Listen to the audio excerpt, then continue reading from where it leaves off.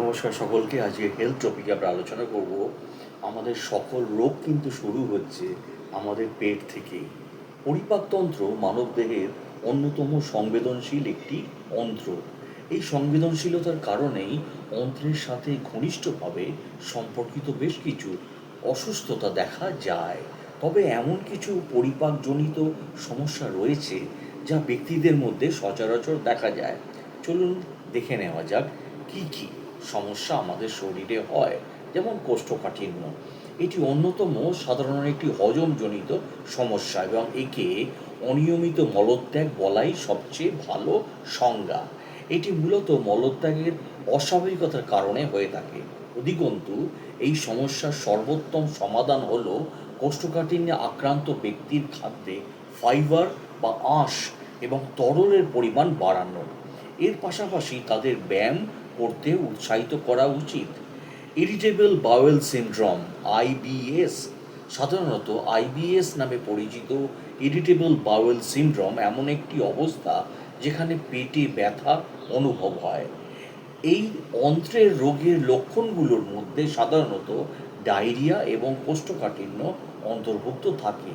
এই রোগের চিকিৎসার জন্য আক্রান্ত ব্যক্তির কম খাবার খাওয়া উচিত এবং চিকিৎসকের পরামর্শ অনুযায়ী প্রয়োজন হলে জোলাপ, ফাইবার সাপ্লিমেন্ট বা প্রোবায়োটিকের মতো ওষুধ গ্রহণ করা উচিত, যেটা ডাক্তারবাবু প্রেসক্রাইব করবেন। প্রদাহজনিত অন্ত্রের রোগ যেমন আইবিডি, প্রদাহজনিত অন্ত্রের রোগ বা আইবিডি হল পাকস্থলীর একটি তীব্র অবস্থা যেখানে পরিপাকতন্ত্রে দীর্ঘস্থায়ী প্রদাহ সৃষ্টি হয়। এর লক্ষণগুলোর মধ্যে রয়েছে জ্বালাভাব, ফোলাভাব, যার ফলে ডায়রিয়া, পেট ব্যথা, ক্ষুধামন্দ, জ্বর এবং ওজন হ্রাস হতে পারে। এছাড়াও এর চিকিৎসায় প্রধানত এমন কিছু ওষুধ ব্যবহার করা হয় যা আপনার রোগ প্রতিরোধক ক্ষমতাকে বাধা দেয়। তবে গুরুতর ক্ষেত্রে অস্ত্রোপচারই একমাত্র উপায় হতে পারে। পাকস্থলীর প্রদাহকে সাধারণত গ্যাস্ট্রোএন্টেরাইটিস নামেও উল্লেখ করা হয়। প্রযুক্তিগতভাবে এটি পাকস্থলী এবং অন্ত্রের উপরের অংশের একটি সংক্রমণ। এই রোগের সাধারণত লক্ষণগুলোর মধ্যে রয়েছে ডায়রিয়া, বমি, পেটে ব্যথা এবং খিঁচুনি। চিকিৎসার জন্য তরল বা জল এবং বিদ্যুৎ পান করে শরীরকে আর্দ্র রাখা বাঞ্ছনীয়। গ্যাস্ট্রোসোফেলিজিয়াল বা রিফ্লাক্স ডিজিজ, যেটি জিইআরডি বা যেটাকে বলা হয় gastro oesophageal gastro oesophageal reflux disease নামেও এটি পরিচিত। এমন একটি অবস্থা যেখানে গিলে ফেলা খাবার খাদ্যনালী থেকে পাকস্থলীতে নেমে আসে। অন্য কথায় এর ফলে বুক জ্বালা বা রিফ্লাক্স হয়। এই অবস্থার সাথে জড়িত লক্ষণগুলোর মধ্যে রয়েছে বুকের অংশে জ্বালা পোড়া অনুভূতি।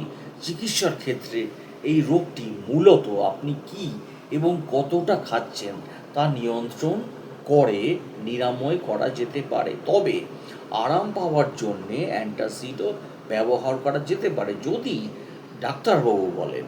Peptic uric acid disease, PUD, peptic uric acid disease বা পিইউডি নামে পরিচিত এই অবস্থাটি যখন ঘটে, যখন পাকস্থলীর আস্তরণে বা অন্ত্রের ওপরের অংশে ঘোলা ঘা তৈরি হয়।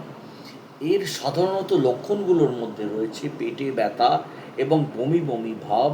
এই রোগের আদর্শ চিকিৎসা হল এনএসএআইডি,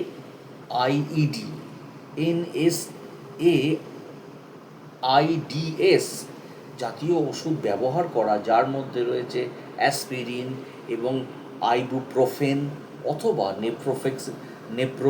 নেপ্রোসেক্সেনের মতো ঔষধ অন্তর্ভুক্ত, যদিও ডাক্তারবাবু বলেন। আমি জাস্ট ইনফরমেশনগুলো বলছি। এছাড়া গ্যাস্ট্রাইটিস, পাকস্থলীর আস্তরণের প্রদাহের কারণে গ্যাস্ট্রাইটিস নামে একটি গুরুতর পাকস্থলীর রোগ হয়। এর লক্ষণগুলো হচ্ছে পেপটিক আলসার ডিজিজের যেটা পিইউডির মতো এর মধ্যে রয়েছে পেটে ব্যথা, বমি বমি ভাব। অন্যদিকে এর চিকিৎসক সাধারণত পেপটিক আলসার ডিজিজের পিইউডির মতোই। তো এটা বললাম। আর ডাইভার এছাড়া রয়েছে ডাইভার্টিকুলার ডিজিজ। এটি একটি অস্বাভাবিক অবস্থা যেখানে আপনার বুকের পাঁজরের চারপাশে ছোট ছোট থলির মতো গঠন তৈরি হয়। এর সাধারণত লক্ষণগুলোর মধ্যে রয়েছে পেট ফাঁপা, কোষ্ঠকাঠিন্য অথবা তলপেটে ব্যথা। অন্যদিকে এর চিকিৎসা পদ্ধতি বেশ সহজ এবং মূলত খাদ্যাভ্যাসের পরিবর্তন আনার মধ্যেই কিন্তু এটি সীমাবদ্ধ। অর্শ রয়েছে। অর্শকে বর্ণনা করার জন্যে বেদনাদায়ক শব্দটি সবচেয়ে উপযুক্ত।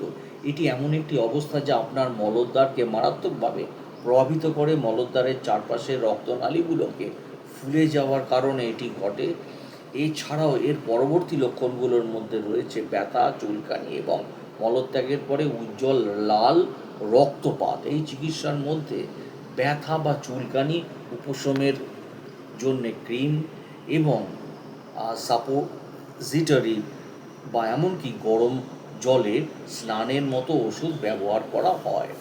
এছাড়া ডায়রিয়া নামক একটি হজমজনিত সমস্যার সাথে পাতলা বা জলীয় মল হয়। এটি সাধারণত ব্যাকটেরিয়া, ভাইরাস বা পরজীবী আক্রমণের কারণে হয়ে থাকে। এই লক্ষণগুলোর মধ্যে রয়েছে পেটে খিঁচুনি বা ব্যথা এবং মলত্যাগের নিয়ন্ত্রণ হারানো। এর চিকিৎসা সাধারণত জলশূন্যতা রোধ করার জন্য শরীরে তরল এবং বিদ্যুতের ঘাটতি পূরণ করা হয়। অনেকেই বলেন, আমি কিভাবে পেটের রোগ কমাতে পারি? অনেক প্রশ্ন হয় যে অফিসে প্রতিদিনের কাজের চাপ, আর এই চাপ বাড়লে পেটের সমস্যা হয়, কি করতে হবে?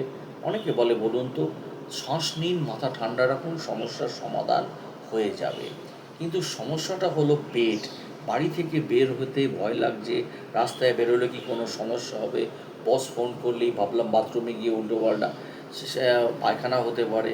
তো উত্তরটা হলো, যখন মন অশান্ত থাকে তখন তার প্রকাশ ঘটে পেটের মাধ্যমে। একেই বলা হয় ইরিটেবল বাওয়েল সিনড্রোম। মানসিক চাপ থেকে পেটের রোগ পেটের রোগ হয় এবং রোগীরা তলপেটে ব্যথা, এছাড়া পেট মোচড় না দেওয়া, শৌচাগারে যাওয়ার সময় টয়লেট পরিষ্কার না থাকার মতো নানা রকম অভিযোগ নিয়ে আসেন। এটা একেবারে কিন্তু একটা সমস্যা। হলো মানসিক চাপ কমানো, স্ট্রেস কমাতে হবে। এরপরে প্রশ্ন অনেকে বলে, মানসিক চাপ কি নিয়ন্ত্রণ করা যায় না? আপনি শুধু চেষ্টা করতে পারেন, যোগ ব্যায়াম করুন, নিজের সাথে কথা বলুন, নিজেকে বারবার বলুন যে আমার কোনো অসুস্থতা নেই, জীবন শুধু পেট নিয়েই নয়, এর চেয়ে অনেক বড় কিছু আছে। তো আপনি ঠিক হয়ে যাবেন। এরপরের অনেকে প্রশ্ন, ধরুন আমি একটি মিটিংয়ে আছি, বারবার মনে হচ্ছে যে একবার বাথরুমে গেলে ভালো হতো। বলুন, অস্বস্তিটা কোথায়? ঘর থেকে বেরোতে ভয় লাগছে। তো আমার মতে যে ব্যক্তি সবচেয়ে বেশি সুরক্ষাহীন সেই নিরাপত্তাহীনতায় ভোগে। নেতিবাচক মানসিকতাকে প্রশ্রয় দেবেন না। বাড়ি থেকে বের হওয়ার সময় নিজেকে বলুন, আমি শৌচাগারে যাওয়ার প্রয়োজন হয় তবে যান। সারাদিন সারাক্ষণ কি ঘটেছে তা নিয়ে ভাবতে থাকলে আমাদের ভালো থাকবে না। তাই আমাদের সেই দুশ্চিন্তা থেকে মুক্তি পেতে হবে, তাই না? তো এই হলো ব্যাপার।